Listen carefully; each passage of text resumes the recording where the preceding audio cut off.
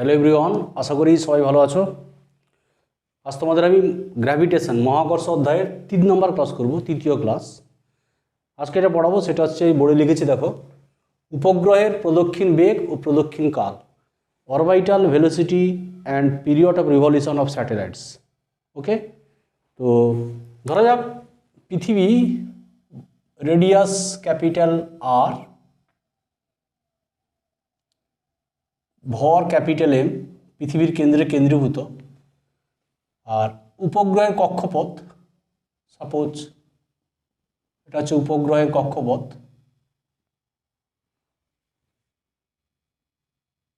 কক্ষপথের ব্যাসার্ধ হচ্ছে উপগ্রহের স্মল আর, উপগ্রহের ভর হচ্ছে স্মল এম, প্রদক্ষিণ বেগ হচ্ছে ট্যানজেন্সিয়ালি স্পর্শক বরাবর ভি, দিস ইজ আর্থ পৃথিবী। তো পৃথিবী ভর capital M, radius capital R, আর উপগ্রহের ভর স্মল এম, উপগ্রহের প্রদক্ষিণ বেগ হচ্ছে ভি, আর স্মল আর হচ্ছে উপগ্রহের কক্ষপথের ব্যাসার্ধ।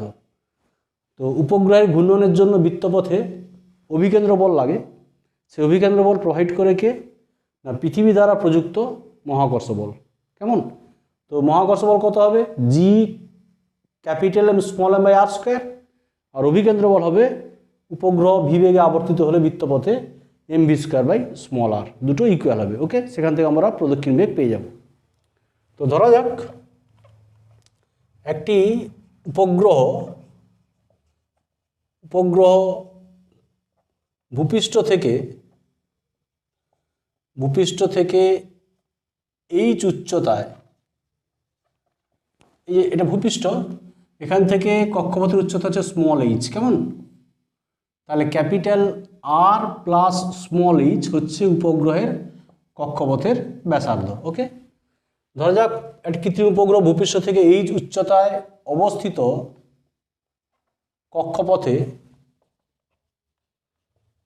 কক্ষপথে আবর্তিত হচ্ছে। কেমন হচ্ছে? দেয়ারফোর উপগ্রহের কক্ষপথে ব্যাসার্ধ স্মল আর ইকুয়াল টু কত হবে না ক্যাপিটাল আর প্লাস এইচ। কেমন? যেখানে ক্যাপিটাল আর হচ্ছে পৃথিবীর ভর। এখন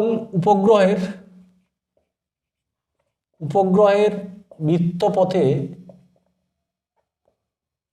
আবর্তনের জন্য অভিকেন্দ্র বল প্রোভাইড করে কে না এখানে পৃথিবী দ্বারা প্রযুক্ত মহাকর্ষ বল যোগান দেয়। কেমন? তাহলে কি বলতে পারি আমরা?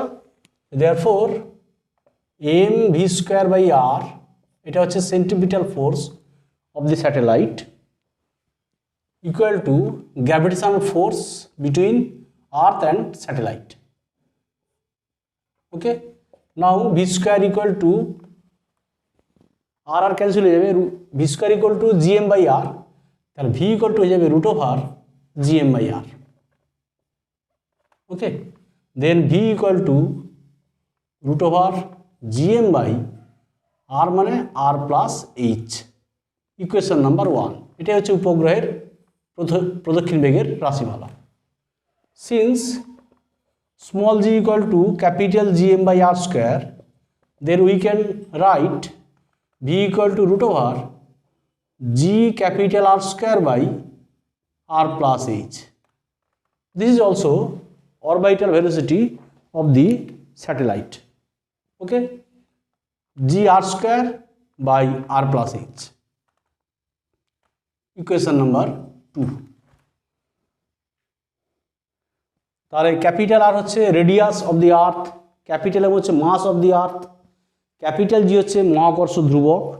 ওকে, তাহলে এটা হচ্ছে আমাদের উপগ্রহের প্রদক্ষিণ বেগ, বা this equation can be written as capital R root over G by R plus H.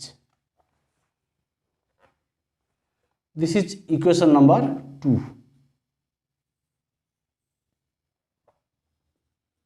তাহলে দেখা যাচ্ছে, দেখো উপগ্রহের প্রদক্ষিণ বেগ উপগ্রহের ভরের উপর নির্ভর করে না। ওকে, উপগ্রহের প্রদক্ষিণ বেগ উপগ্রহের ভরের উপর নির্ভর করে না, কেবলমাত্র কক্ষপথের উচ্চতার উপর নির্ভর করে।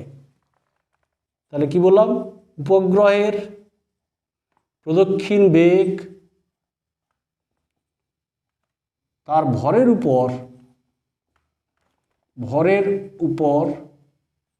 নির্ভর করে না, কেবলমাত্র কক্ষপথের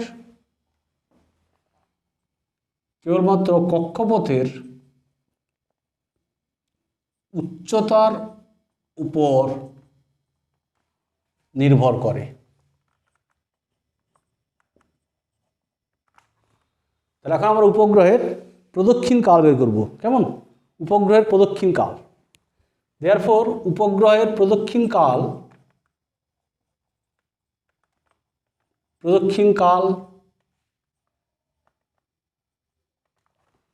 t equal to 2 pi by omega, then omega equal to কি v by r, v সমান r ওমেগা, ওমেগা হচ্ছে কৌণিক বেগ, তাহলে এটা কত হচ্ছে 2 pi r by v, then value, put the value of v, তাহলে কত হবে না 2 pi r v মানে √gm/r, then √r/gm, this can be written as t equal to 2 pi √r³ gm। দেখো r যদি রুটের মধ্যে যে r স্কোয়ার, তা r³/gm, তাহলে t equal to হয়ে যাবে t equal to 2 pi √r+h³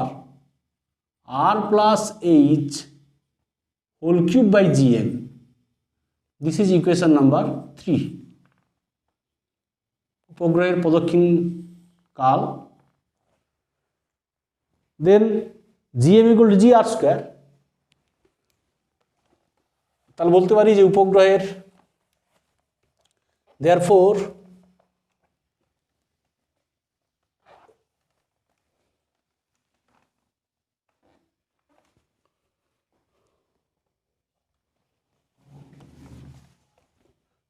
capital T equal to 2 pi √r+h³ gm equal to gr²। দেখো gm equal to gr², তাহলে ইকুয়েশন নাম্বার দিস ইজ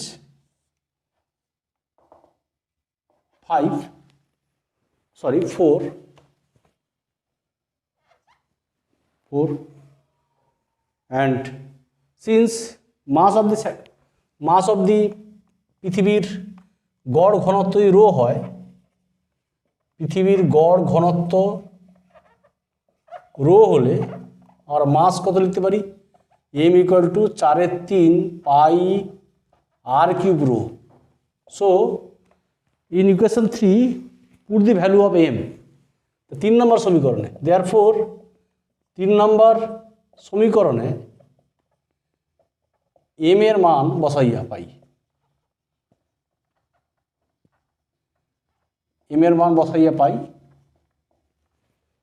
তাহলে কি পাবো আমরা m এর মান 3 নম্বর সমীকরণে, তাহলে বসালে t equal to 3 নম্বর সমীকরণ 2 pi √2 pi মিনস ধরো সাপোজ 4 pi স্কোয়ার, রুটের মধ্যে নিয়ে এলাম এটাকে, আর this is r+h³ by gm, gm means 4/3 pi r³ rho.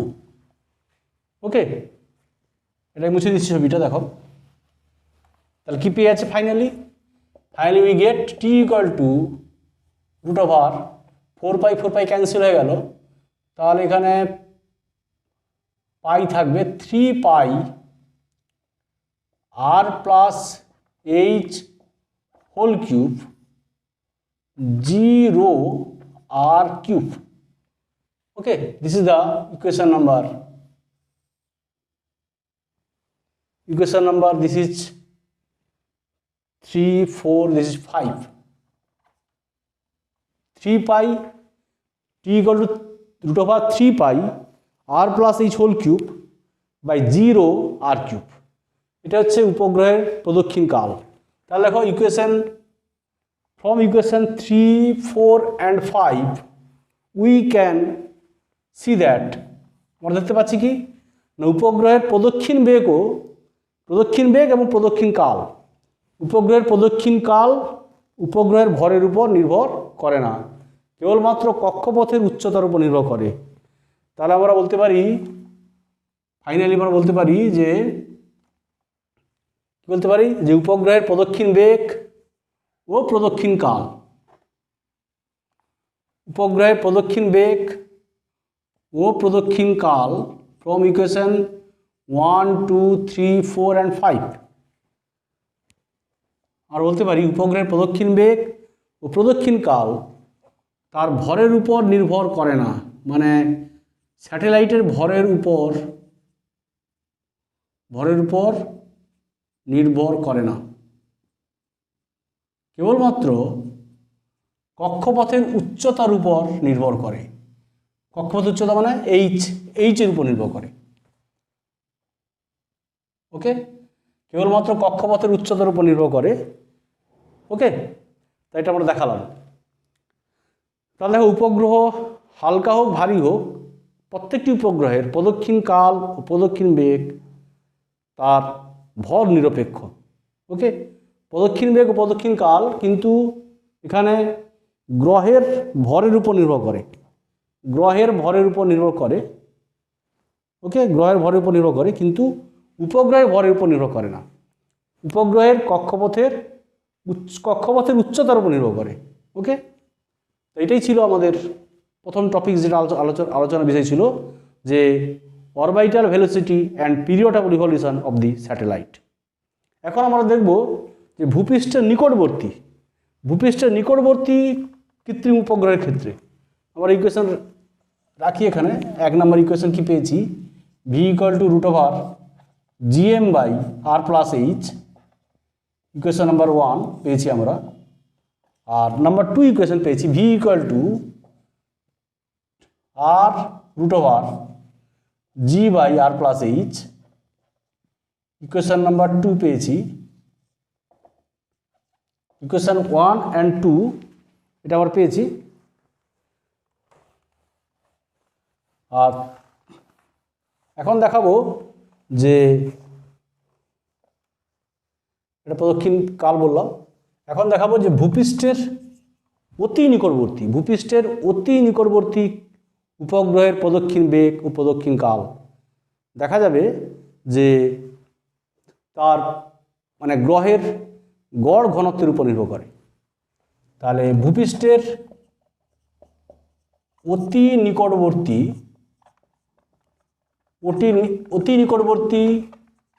উপগ্রহের প্রদক্ষিণ কাল কি হয়? প্রদক্ষিণ কাল কেবলমাত্র গ্রহের গড় ঘনত্বের উপর নির্ভর করে। গ্রহের গড় ঘনত্ব মানে রো, গ্রহের গড় ঘনত্বের উপর নির্ভর করে। কেমন?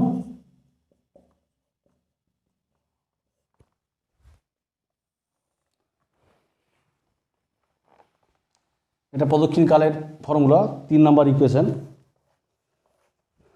3 নম্বর এখানে আমরা লিখে রাখছি যে t = 2 pi √r+h whole cube by gm. This is equation number 3. তাহলে দেখো উপগ্রহের ভূপৃষ্ঠের অতি নিকটবর্তী, তাহলে ভূপৃষ্ঠের অতি নিকটবর্তী উপগ্রহের ক্ষেত্রে তাহলে এক্ষেত্রে আমরা বলতে পারি যে h much less than R, অর্থাৎ কক্ষপথের উচ্চতা পৃথিবী পৃষ্ঠে অনেক কাছাকাছি, গ্রহের পৃষ্ঠে অনেক কাছাকাছি, সেক্ষেত্রে small r nearly equal to capital R, মানে putting H equal to zero. Okay, putting H equal to zero, আমরা এইচ ইকুয়াল টু জিরো বসাবো। প্রায় জিরো বসালে আমাদের, যেহেতু H much much than R, so small R nearly equal to capital R, small R equal to capital R, যেহেতু কক্ষপথ ভূপৃষ্ঠে অনেক কাছাকাছি আছে। ওকে, আমরা বলেছিলাম small R equal to capital R plus H, small R equal to capital R plus H. এখানে H equal to zero বসালে কী হবে, small R nearly equal to capital R, যেহেতু কক্ষপথ গ্রহের পৃষ্ঠের কাছাকাছি থাকে। সেক্ষেত্রে আমরা 3, 4 এবং 5 এটা বসাবো। স্মল আরের জায়গায় ক্যাপিটাল আর, স্মল আরের জায়গায় ক্যাপিটাল আর বসালে আমরা কী পাচ্ছি, যে মানে এইচ ইকুয়াল টু জিরো বসাবো আর কি, H equal to zero, putting H equal to zero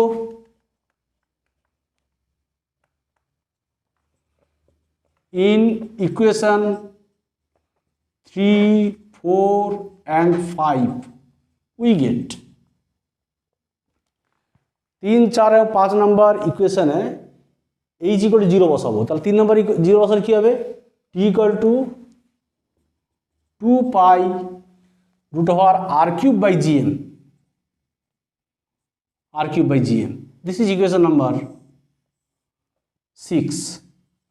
4 নম্বরে জিরো বসালে এইচ ইকুয়াল টু কত হবে, T equal to 2 pi, H equal to zero বসালে root over R by G. দেখো জিরো বসালে কত হবে, R cube by G R square, তাহলে R cube R square cancel হয়ে যাবে, 2 pi root over R by G, equation number 7।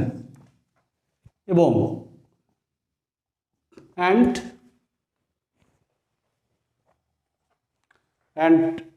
5 নম্বর ইকুয়েশনে আর এইচ ইকুয়াল টু জিরো বসাই, তাহলে কত হবে, T equal to root over 3 pi, এই জিরো বসালে আর কিউব ক্যান্সেল হয়ে যাবে, তাহলে 3 পাই বাই জিরো, কেমন, ইকুয়েশন নাম্বার 8। তাহলে দেখো এখানে since root over 3 pi by G equal to constant, কারণ ক্যাপিটাল জি হচ্ছে মহাকর্ষ ধ্রুবক, তাহলে সো আমরা বলতে পারি যে T varies as 1 by root over rho. তাহলে দেখো পৃথিবীর অতি নিকটবর্তী উপগ্রহের পর্যায়কাল গ্রহের গড় ঘনত্বের বর্গমূলের সঙ্গে ব্যস্তানুপাতিক। ওকে, বা আমরা বলতে পারি এখান থেকে, দেখো এই ইকুয়েশন থেকে বলতে পারি, therefore T square equal to 3 pi by zero, তো সেখান থেকে আমরা লিখতে পারি or rho T square equal to or rho t square equal to 3 pi by g, this is also constant, rho t square equal to constant.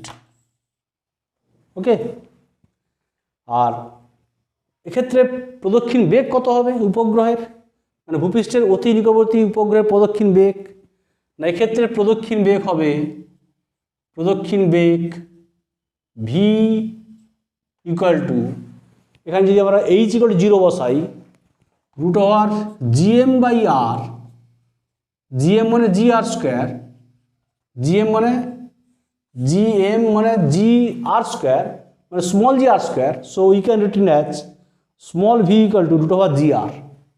This is equation number 9। তো এটাই ছিল আমাদের কৃত্রিম উপগ্রহের প্রদক্ষিণ বেগ ও প্রদক্ষিণ কাল ভূপৃষ্ঠের অতি নিকটবর্তী হলে। এখন যেটা আমি তোমাদের পড়াবো সেটা হচ্ছে ভূসমলয় উপগ্রহ। ওকে, ভূসমলয় উপগ্রহ, তার পার্কিং অরবিটের উচ্চতা, সেগুলো আমরা দেখব।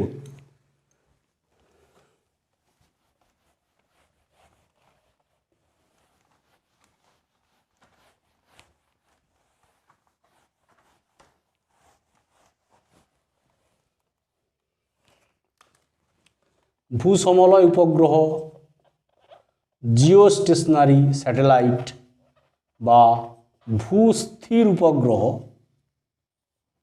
ওকে, তাহলে ভূসমলয় উপগ্রহ মানে কি না, ভূসমলয় উপগ্রহ হচ্ছে, ধরো সাপোজ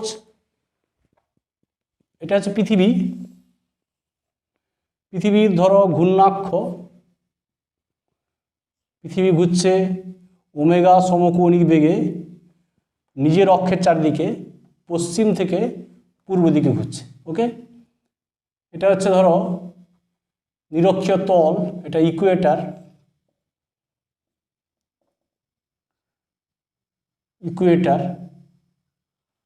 তো নিরক্ষীয় তল, তাহলে কক্ষপথের ব্যাসার্ধ হচ্ছে ভূসমল উপগ্রহের, এটা হচ্ছে পার্কিং অরবিট।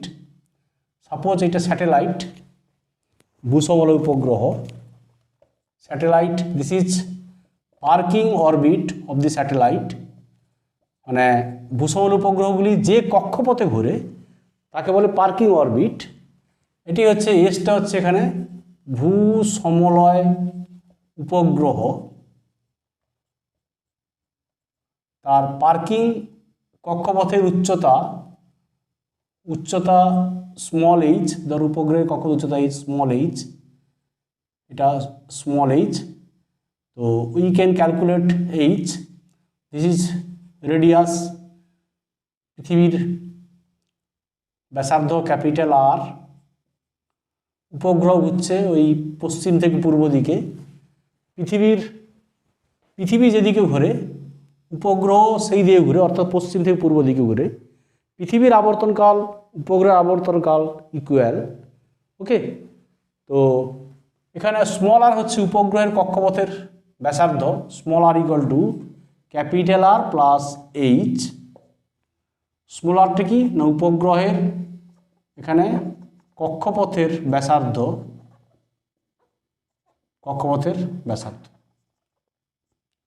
ওকে। তাহলে ভূসমল উপগ্রহ কাকে বলে না পৃথিবীর নিরক্ষীয় তলে ঘূর্ণায়মান যে সমস্ত কৃত্রিম উপগ্রহের পৃথিবীর সাপেক্ষে আপেক্ষিক কৌণিক বেগ শূন্য হয়, অর্থাৎ পৃথিবী থেকে তাকে দেখলে স্থির বলে মনে হয়, ওকে, তাদের বলে ভূসমল উপগ্রহ। আমি জাস্ট বলে দিচ্ছি যে পৃথিবীর নিরক্ষীয় তলে ঘূর্ণায়মান ইকুইটোরিয়াল প্লেন, নিরক্ষীয় তলে ঘূর্ণায়মান যে সমস্ত কৃত্রিম উপগ্রহের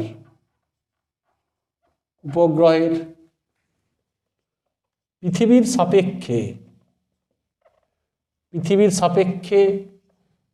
আপেক্ষিক কৌণিক বেগ, শূন্য হয়, অর্থাৎ পৃথিবীর সাপেক্ষে কৌণিক বেগ শূন্য মানে কি, অর্থাৎ পৃথিবী থেকে দেখলে তাকে স্থির বলে মনে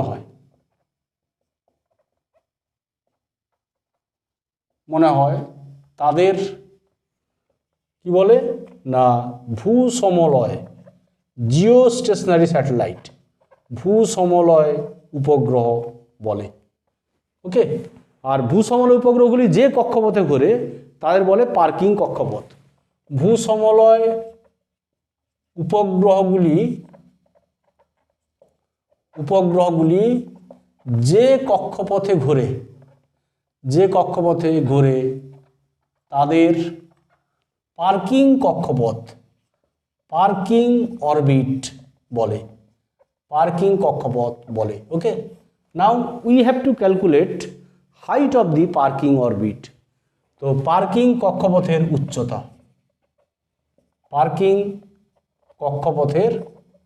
উচ্চতা, আমরা নির্ণয় করব এইচ। তো উপগ্রহ এই দেখো দেখিয়েছি আমি ছবিতে, কৃত্রিম উপগ্রহ, ভূসমল উপগ্রহ স্মল, এখানে এস দেখিয়েছি, এস স্যাটেলাইট। এই স্যাটেলাইট ঘুরছে পৃথিবীর সাপেক্ষের পর্যায়কাল কত 24 আওয়ার। পৃথিবীর সাপেক্ষে এই উপগ্রহের পর্যায়কাল হচ্ছে টি ইকুয়াল টু কত 24 আওয়ার। ওকে, তো উপগ্রহের ঘূর্ণনের জন্য অভিকেন্দ্র বল লাগে, আর এই অভিকেন্দ্র বল প্রোভাইড করে কে না পৃথিবী দ্বারা প্রযুক্ত মহাকর্ষ বল। তাহলে আমরা বলতে পারি যে উপগ্রহের ঘূর্ণনের জন্য সেম স্টোরি, আমরা আগে যা বলেছি প্রতিটা ক্ষেত্রে সেম স্টোরি, যে উপগ্রহের ঘূর্ণনের জন্য প্রয়োজনীয় অভিকেন্দ্র বল সেন্ট্রিপিটাল ফোর্স, অভিকেন্দ্র বল এখানে পৃথিবী দ্বারা প্রযুক্ত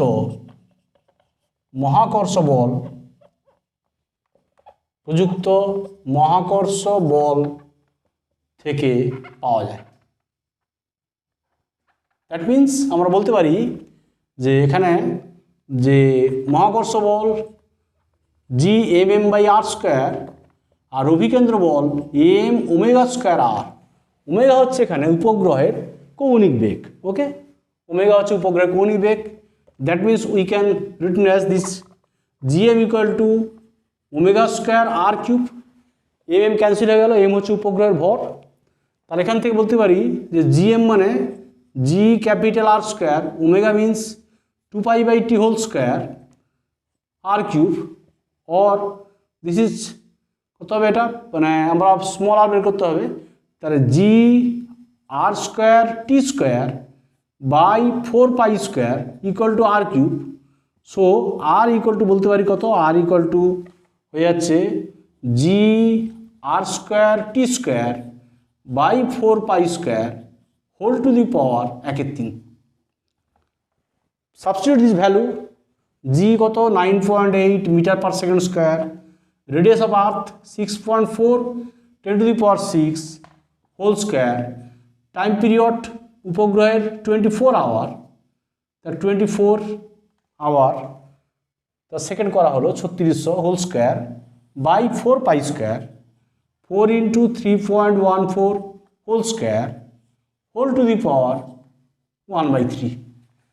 দিস ক্যান বি, এটা ক্যালকুলেশন করলে আমরা পাবো কত না 42,400 × 10³ metre. That means 42,000 small R = 42,400 kilometre.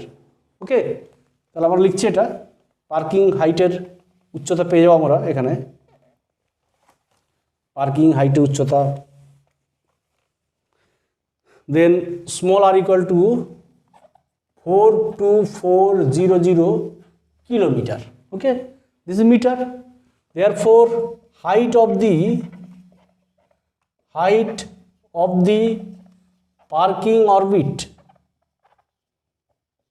orbit small h equal to কত না small r minus capital R।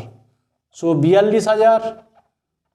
42,400 minus 6400 kilometre. Okay, kilometre. তাহলে আমাদের কত হবে, h = 36,000 kilometre. This is height of the parking orbit. অর্থাৎ ভূসমলয় উপগ্রহকে তার কক্ষপথে স্থাপন করতে গেলে ভূপৃষ্ঠ থেকে 36,000 কিলোমিটার উচ্চতায় তুলতে হবে। ওকে, আমরা এখন উপগ্রহের প্রদক্ষিণ বেগ কত হবে দেখব। দেয়ারফর উপগ্রহের প্রদক্ষিণ বেগ, এই ভূসমলয় উপগ্রহের প্রদক্ষিণ বেগ যার প্রদক্ষিণ কাল 24 আওয়ার্স বলেছি, তার প্রদক্ষিণ বেগ v = 2πr/t 2πr/t। সো 2π 3.14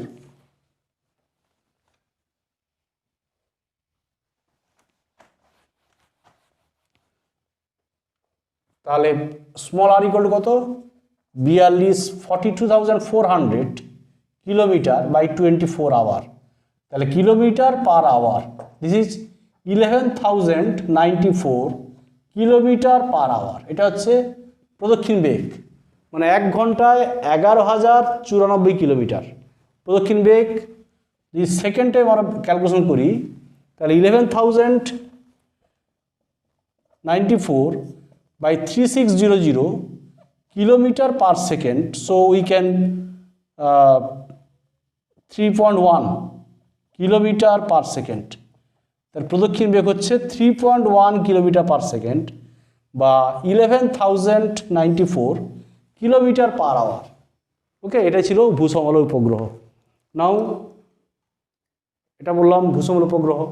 এখন আমরা বলবো পোলার স্যাটেলাইট। পোলার স্যাটেলাইট হচ্ছে মেরু উপগ্রহ। পোলার স্যাটেলাইট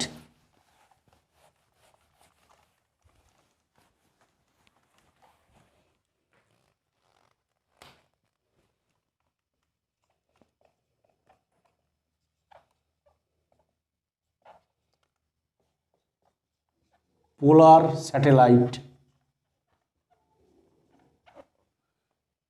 মেরু উপগ্রহ।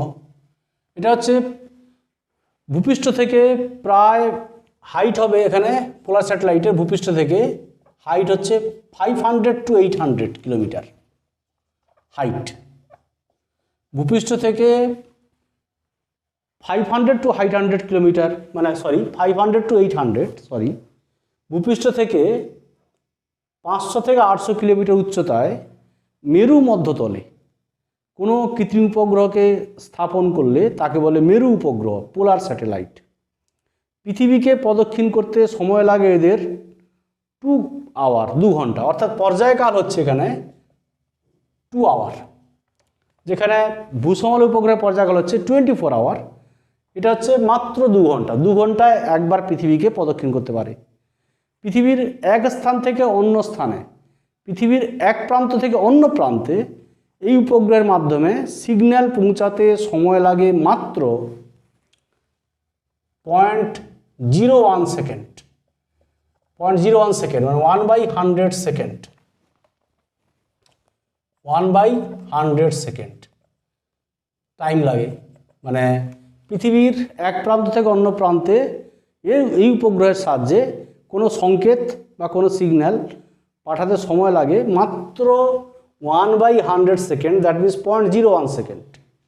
ওকে, আর পোলার স্যাটেলাইট হচ্ছে ব্যবহার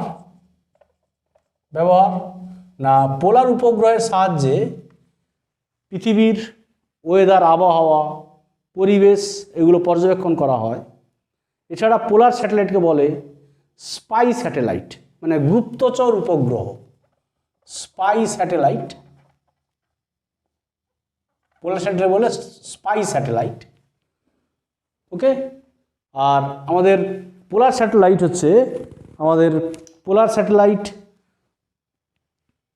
হচ্ছে মেরু উপগ্রহ। এর সাহায্যে মেরু অঞ্চলে কথোপকথন, মেরু অঞ্চলে সিগন্যাল আদান প্রদান এর সাহায্যে সহজ হয়। ওকে, মেরু অঞ্চলে সিগন্যাল আদান প্রদান, এছাড়া মেরু অঞ্চলে কথোপকথন এর সাহায্যে সহজ হয়। IERS, that means Indian Earth Resources Satellite. Indian Earth Resources Satellite are the polar satellite.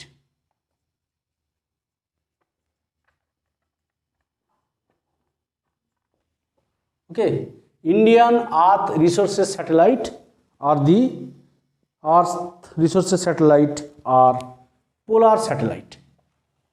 ওকে, তাহলে আমরা মেরু উপগ্রহ বললাম। এখন যেটা বলবো সেটা হচ্ছে কৃত্রিম উপগ্রহ। কৃত্রিম উপগ্রহে কোনো বস্তুর ভারহীনতা। ওকে, কৃত্রিম উপগ্রহে কোনো বস্তুর ভারহীনতা।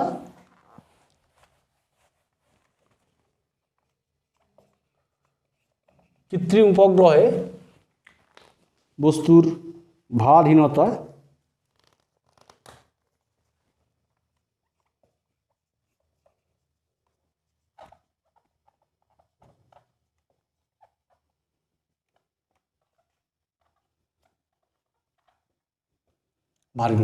কৃত্রিম উপগ্রহে বস্তুর ভারহীনতা। সাপোজ এটা হচ্ছে পৃথিবীর ব্যাসার্ধ ক্যাপিটাল আর, ভর ক্যাপিটাল এম। এটা হচ্ছে ধরো উপগ্রহের কক্ষপথ স্যাটেলাইটের উপগ্রহের কক্ষপথ। এবার ধরো সাপোজ দিস ইজ স্যাটেলাইট,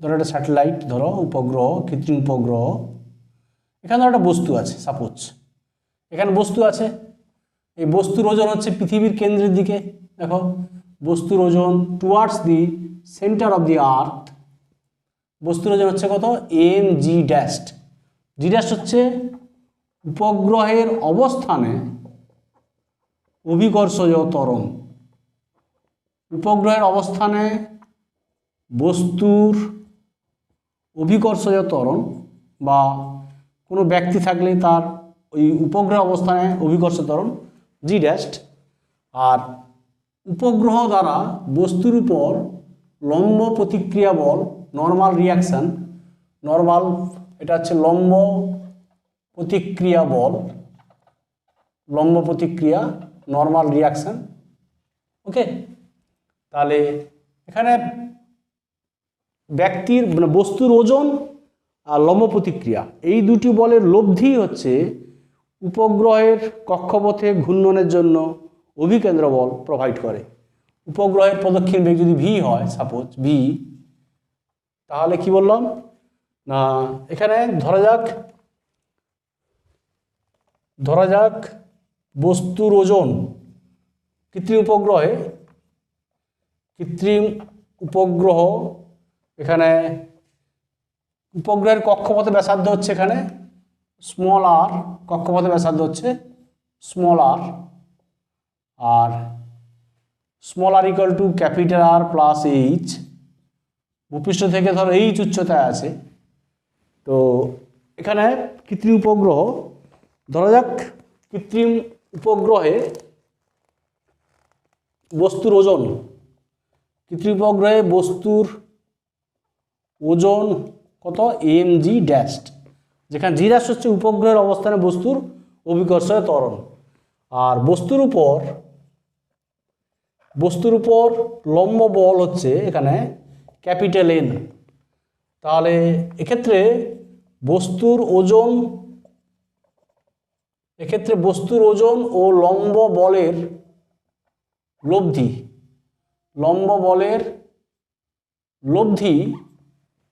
বস্তুর ওজন ও লম্ব বলের লব্ধি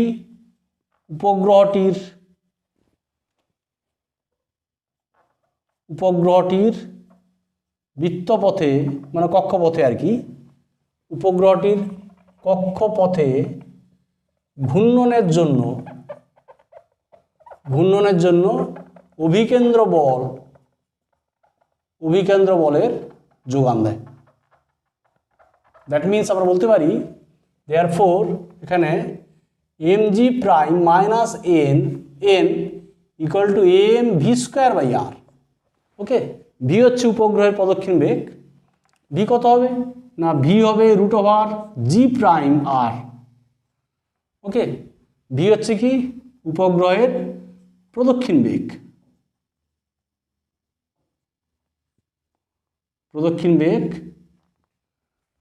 ওকে, অর এন ইকুয়াল টু কত হবে না M G prime minus M V square by R. তাহলে V square by R, V square means কত জি প্রাইম আর, কেমন V square equal to G prime R. Okay, or N equal to M G prime minus M G prime, that means N equal two 0, অর্থাৎ লম্ব প্রতিক্রিয়া বল শূন্য হয়, অর্থাৎ লম্ব প্রতিক্রিয়া নর্মাল রিয়াকশান, লম্ব প্রতিক্রিয়া বল শূন্য হয়। যেহেতু লম্ব প্রতিক্রিয়া বল শূন্য হয়, দেয়ারফোর বস্তুর ওজন শূন্য হবে, কারণ লম্ব প্রতিক্রিয়া থাকে বলে আমরা ওজন অনুভব করি। ওকে, তাহলে উপগ্রহে বস্তুর উপর লম্ব প্রতিক্রিয়া বল শূন্য হয়, অর্থাৎ বস্তুর ওজন শূন্য হবে, অর্থাৎ কৃত্রিম উপগ্রহে কোনো বস্তু বা কোনো ব্যক্তি নিজেকে ভারহীন বা ওজনহীন মনে করে। কেমন, আমি তোমাদের গ্র্যাভিটেশন বা মহাকর্ষ এই অধ্যায়ের 3য় ক্লাস আজকে এখানেই শেষ করলাম। নেক্সট ক্লাস ফলো করো, তোমার সবাই ভালো থাকবে। ওকে, থ্যাংক ইউ।